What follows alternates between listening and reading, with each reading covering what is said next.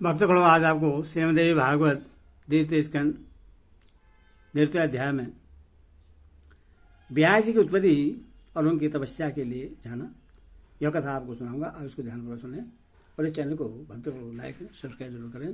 कथा सुनिए। सूत जी बोले, एक बार तीर्थ यात्रा करते हुए महान तेजस्वी पराशर मुनि यमुना नदी के उत्तम तट पर आए और उन धर्मात्मा ने भोजन करते हुए निषाद से कहा, मुझको नाव से यमुना के पार पहुंचा दो। मुनि का वचन सुनकर यमुना के तट पर भोजन करते हुए उस निषाद ने अपनी सुंदर युवा पुत्री मत्स्य गंधा से कहा, हे सुंदर मुस्कान वाली पुत्री, तुम इन मुनि को नाव में बैठाकर पार उतार दो, क्योंकि ये धर्मात्मा तपस्वी उस पार जाने के लिए इच्छुक हैं। पिता के ऐसा कहने पर वह सुंदर वास्वी मत्स्यगंधा मुनि को नाव में बैठाकर खेने लगी। यमुना नदी के जल पर नाव से चलते समय देव योग से पारबंधानुसार मुनि पराशर उस सुंदर नेत्रों वाली कन्या को देखकर आसक्त हो गए। परस्फुटित यौन वाली उस कन्या को देखकर उससे प्राप्त करने की इच्छा वाले मुनिराज ने अपनी दाहिनी भुजा से उसकी दाहिनी भुजा का स्पर्श किया। इस पर उस असीता पागी ने मुस्कुराकर कहा, क्या आपका यह कृत्य आपके कुल, तपस्या तथा वेद ज्ञान के अनुरूप है? हे धर्मज्ञ, आप वशिष्ठ जी के वंशज हैं और कुल तथा शील से युक्त हैं, फिर भी कामदेव से पीड़ित होकर आप क्या करना चाहते हैं? हे ब्राह्मण श्रेष्ठ, इस पृथ्वी पर मनुष्य जन्म दुर्लभ है, उसमें भी ब्राह्मण कुल में जन्म लेना तो भी मैं विशेष रूप से दुर्लभ मानती हूँ। हे विपेंद्र, आप कुल से, शील से तथा वेदाध्ययन से एक धर्मपरायण श्रेष्ठ ब्राह्मण हैं। मुझ मत्स्य गंधा को देखकर आप अनाचारयुक्त विचार वाले कैसे हो गए? हे अमोघ बुद्धि वाले ब्राह्मण, मेरे शरीर में स्थित किस विशेषता को देखकर आप मेरा हाथ पकड़ने के लिए कामासक्त होकर मेरी ओर चले आ रहे हैं? क्या आपको अपने धर्म का ज्ञान नहीं है? अहो, ये मंद बुद्धि ब्राह्मण इस जल में मुझे पकड़ने को आतुर हो रहे हैं। मेरा स्पर्श करके कामबाण से हाथ इनका मन व्याकुल हो उठा है। इसमें कोई भी इन्हें रोकने में समर्थ नहीं है। ऐसा सोचकर उस निषाद कन्या ने महामुनि पराशर से कहा, हे महाभाग, आप धैर्य धारण करें, मैं अभी आपको उस पार ले चलती हूँ। सूत जी बोले, मुनि पराशर उसका हितकारी वचन सुनकर उसका हाथ छोड़ करके वहीं स्थित हो गए और उस पार पहुंच गए। तदंतर पराशर मुनि ने मत्स्यगंधा को पकड़ लिया। तब भय से कांपती हुई वह कन्या सम्मुख स्थित मुनि से कहने लगी, हे मुनिवर, मैं दुर्गंध वाली हूं, मुझसे क्या आपको घृणा नहीं हो रही है? समान रूप वालों के बीच ही परस्पर संबंध आनंददायक होता है। मत्स्यगंधा के ऐसा कहते ही परशुराम ने मत्स्यगंधा के ऐसा कहते ही पराशर मुनि ने क्षण मात्र में अपने तपोबल से उस भावनी कन्या को सुमुखी, रूपवती तथा योजनगंधा बना दिया। उससे कस्तूरी की सुगंधित वाली मनोहर स्त्री बनाकर कामातुर मुनिराज ने अपने दाहिने हाथ से उसे पकड़ लिया। तब सत्यवती नाम वाली उस सुंदरी ने सहयोग की कामना वाले मुनि से कहा, हे मुनि, तट पर स्थित मेरे पिता तथा सभी लोग यहाँ हमें देख रहे हैं। हे मुनिश्रेष्ठ, यह भीषण पशुवत व्यवहार मुझे अच्छा नहीं लगता। जब तक रात नहीं हो जाती तब तक प्रतीक्षा कीजिए। मनुष्य के लिए काम ससर्ग रात में ही विहित है, दिन में नहीं। दिन में ससर्ग करने से महान दोष होता है और बहुत से लोग उसे देख भी लेते हैं। हे महाबुद्धे, अब आपकी जैसी इच्छा हो वैसा करें। लोक निंदा अत्यंत कष्टकर होती है। सत्यवती का कहा गया युक्त संगत वचन सुनकर उदार बुद्धि वाले पराशर मुनि ने अपने पुण्य बल से तत्क्षण कोहरा उत्पन्न कर दिया।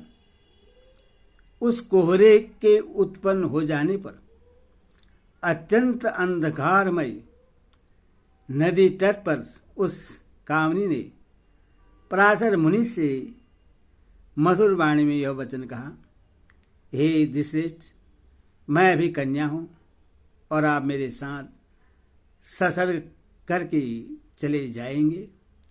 हे ब्राह्मण, आप अमोघ वीर वाले हैं। ऐसी स्थिति में मेरी क्या गति होगी?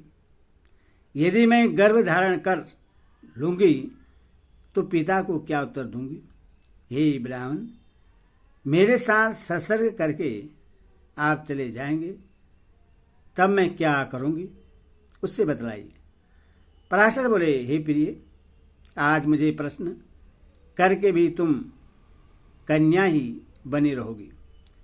हे भामिनी, हे भीरू, तुम जो वर चाहते हो उससे मांग लो। सत्यवती बोली, हे मानद, आप ऐसा वरदान दीजिए जिससे मेरे माता पिता लोक में इससे न जान सकें। साध हे विप्रवर, आप ऐसा करें जिससे मेरा कन्या व्रत नष्ट न हो और जो पुत्र उत्पन्न हो वह आप ही के समान अपूर्व ओजस्वी हो। मेरी यह सुगंध सदा बनी रहे और मेरा यौवन नित्य नूतन बना रहे। पराशर बोले, हे सुंदरी, सुनो, तुम्हारा पुत्र पवित्र तथा भगवान विष्णु के अंश से अवतीर्ण होगा। हे सुंदरी, वह तीनों लोकों में विख्यात होगा। मैं तुम्हारे ऊपर किसी कारण विशेष से ही कामासक्त हुआ हूं। हे सुमुखी, मुझे ऐसा मोह पूर्व में कभी नहीं हुआ। अब श्राव के रूप को देखकर भी मैं सदा धैर्य धारण किए रहा। देवयोग से ही तुम्हें देखकर मैं इस प्रकार काम के वशीभूत हुआ हूं। इस विषय में तुम कोई विशेष कारण ही समझो। देव का अतिक्रमण अत्यंत कठिन है, अन्यथा अत्यंत दुर्गंध युक्त तुम्हें देखकर मैं इस प्रकार क्यों मोहित होता।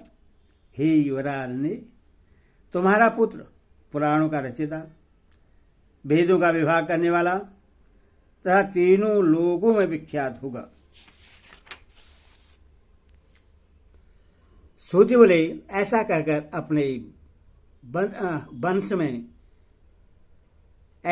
अपने बस में आई हुई उस कन्या के साथ ससर्ग कर गए मुनिश्रेष्ठ पराशर तत्काल यमुना नदी में स्नान कर वहां से शीघ्र चले गए। वह साध्वी सरस्वती भी, वह साध्वी सत्यवती भी तत्काल गर्भवती हो गई। यथा समय सत्यवती ने यमुना जी के द्वीप में दूसरे कामदेव के तुल्य एक सुंदर पुत्र को जन्म दिया। उत्पन्न होते ही उस तेजवान पुत्र ने अपनी माता से कहा, हे माता, मन में तपस्या का निश्चय करके ही अत्यंत तेजस्वी मैं गर्भ में प्रविष्ट हुआ था। अत्यंत तेजस्वी मैं गर्भ में प्रविष्ट हुआ था। हे महाभागे, अब आप अपनी इच्छा अनुसार कहीं भी चले जाएं और मैं भी यहाँ से तप करने के लिए जा रहा हूँ। हे माता, आपके स्मरण करने पर मैं अवश्य ही दर्शन दूंगा। हे माता, जब कोई उत्तम कार्य आ पड़े तब आप मेरा स्मरण कीजिएगा, मैं शीघ्र ही उपस्थित हो जाऊंगा। हे भावनी, आपका कल्याण हो। अब मैं चलूंगा, आप चिंता छोड़कर सुखपूर्वक रहिए। ऐसा कहकर व्यास जी चले गए और वह सत्यवती भी अपने पिता के पास चली गई। सत्यवती ने बालक को यमुना द्वीप में जन्म दिया था, अतः वह बालक देवपायन नाम से विख्यात हुआ। विष्णु भगवान के ही अंशावतार होने के कारण वह बालक उत्पन्न होते ही शीघ्र बड़ा हो गया तथा अनेक तीर्थों में स्नान करता हुआ उत्तम तप करने लगा। इस प्रकार पराशर मुनि के द्वारा सत्यवती के गर्भ से देवपायन उत्पन्न हुए और उन्होंने ही कलियुग को आया जानकर वेदों को अनेक शाखाओं में विभक्त किया। वेदों का विस्तार करने के कारण ही उन मुनि का नाम व्यास पड़ गया। उन्होंने ही विभिन्न पुराण संहिताओं तथा श्रेष्ठ महाभारत की रचना की।